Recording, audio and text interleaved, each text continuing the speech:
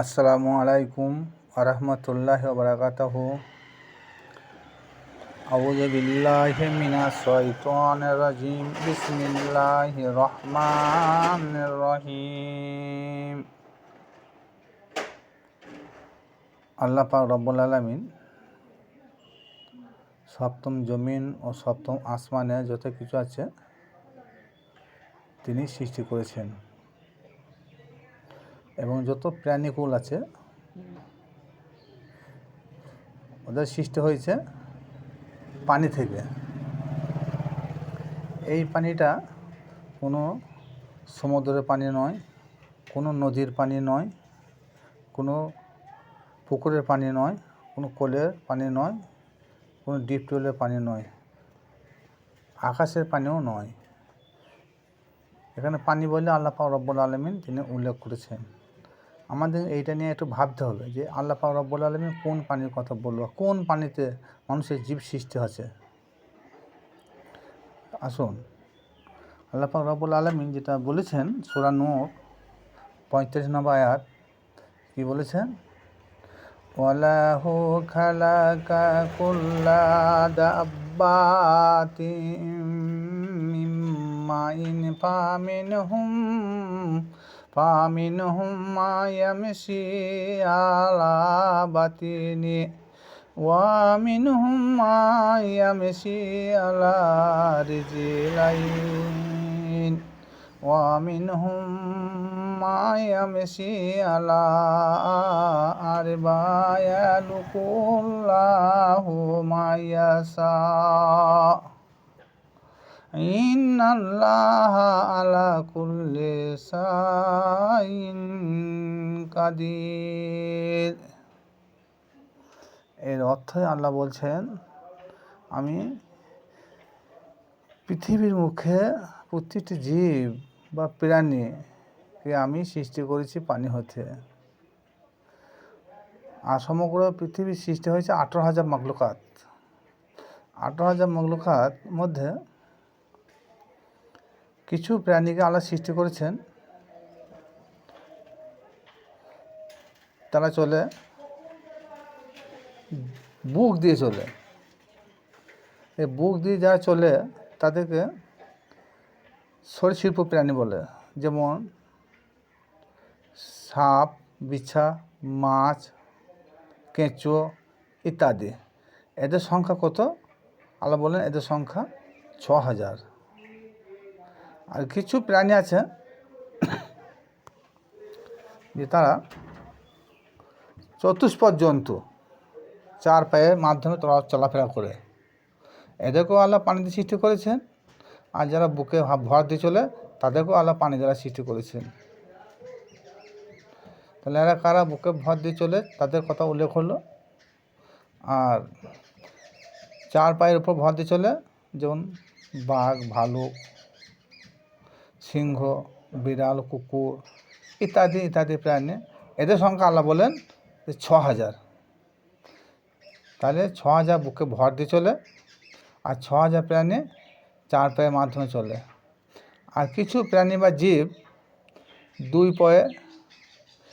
পায়ের উপর ভর দিয়ে চলাফেরা করে, যেমন মুরগি, হাঁস, আকাশে উড়ন্ত পাখি এবং মানুষ। এরা কিন্তু 2 পায়ে ভর দিয়ে চলে।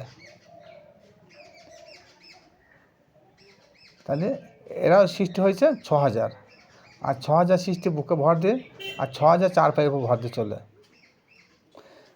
এই 6,000 4 পায়ের উপর ভর দিয়ে যা চলে এদেরকে চতুষ্পদ প্রাণী বলা হয়। কিন্তু এর পরেও আরও কিছু প্রাণী রয়েছে তারা এর মধ্যে পড়ে।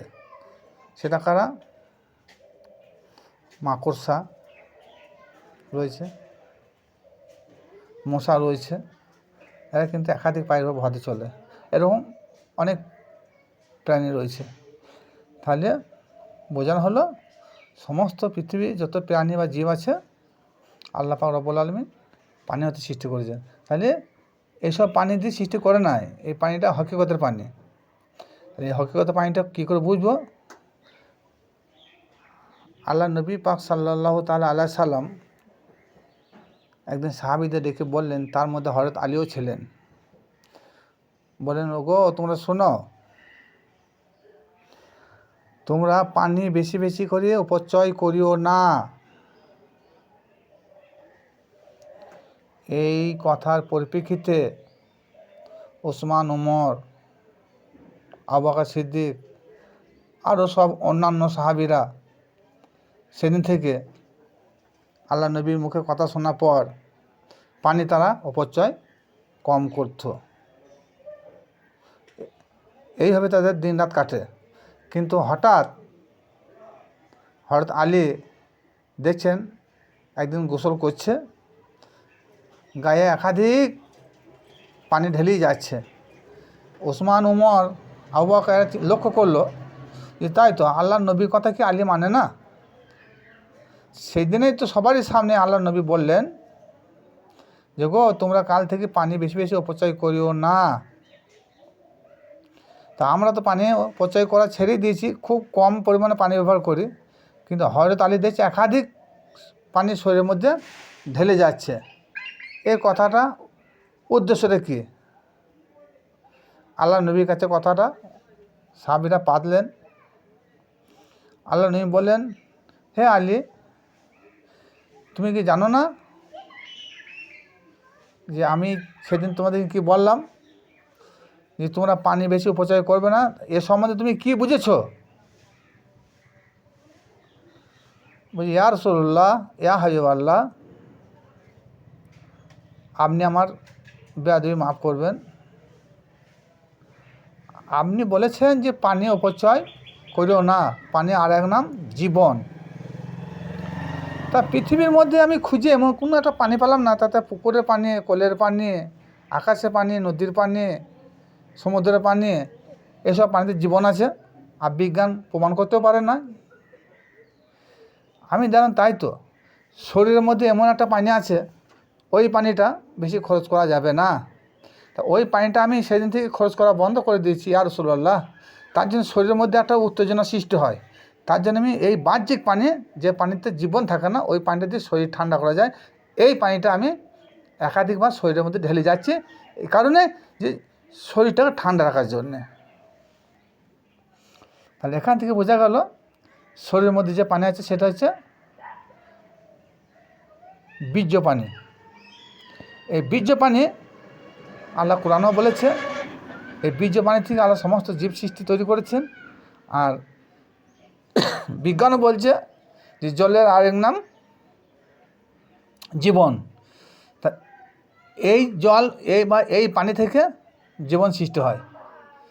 সূরা নূরে যে কথাটা আল্লাহ বলেছেন, সেখান থেকে হাদিস দিয়ে প্রমাণ করা হলো যে পৃথিবী জগতে সমুদ্র বন্দরে যে পানি পাওয়া যায়, আমরা যে পানি পান করি, এই পানির কথা বলা হয় না। আর এই পানিতে জীবন সৃষ্টি হয়, এ কথাও কেউ বিশ্বাস করতে পারে না বা পারবও না।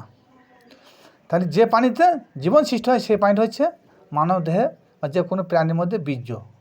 এই বীর্য পানি দ্বারাই মানুষের জীবন সৃষ্টি হয়। যারা চিন্তাভাবনা করার লোক আছে তারা চিন্তাভাবনা করবেন। যারা লাইভ আছেন, যারা এই ভিডিওটি যারা ফলো করেছেন, তাদেরকে আমি বলছি যে আমরা আজ থেকে সূরা নূরের 35 নম্বর আয়াতটা ফলো করব। যে পানিতে আল্লাহ আমাদের জীবন সৃষ্টি করেছে, সেই পানি যেন আমরা বেশি বেশি খরচ না করি।